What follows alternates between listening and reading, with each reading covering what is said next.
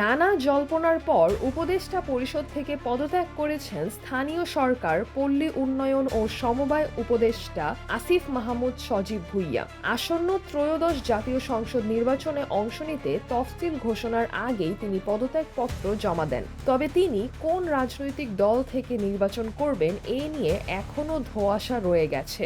শুরুতে গুঞ্জন ওঠে জুলাই আন্দোলনের সহযোদ্ধাদের দল জাতীয় নাগরিক পার্টি এনসিপিতে যোগ দিতে পারেন তিনি। পরে আসিফ মাহমুদ নিজেই জানান এনসিপিতে যোগদানের কোনো কারণ বর্তমানে নেই। এমন পরিস্থিতিতে প্রশ্ন দেখা দেয়, তবে কি তিনি বিএনপির হয়ে নির্বাচন করতে পারেন? যদিও এ বিষয়ে তিনি এখনও কোনো স্পষ্ট মন্তব্য করেননি। এরই মধ্যে নতুন চাঞ্চল্য তৈরি করেছেন গণ অধিকার পরিষদের সাধারণ সম্পাদক মোহাম্মদ রাশেদ খান। তিনি জানান, আসিফ মাহমুদ গণ অধিকার পরিষদে ফিরে আসার আগ্রহ প্রকাশ করেছেন।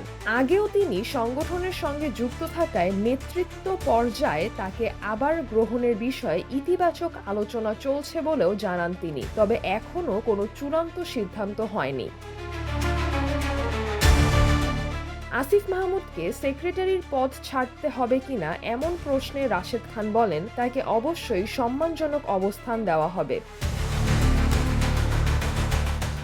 এর আগে সন্ধ্যায় যমুনায় গিয়ে প্রধান উপদেষ্টা অধ্যাপক মোহাম্মদ ইউনূসের কাছে পদত্যাগপত্র জমা দেন তিনি। বিকেলে সচিবালয়ে স্থানীয় সরকার বিভাগের জরুরি সংবাদ সম্মেলনে আসিফ মাহমুদ জানান, তিনি আসন্ন জাতীয় সংসদ নির্বাচনে অংশ নেবেন।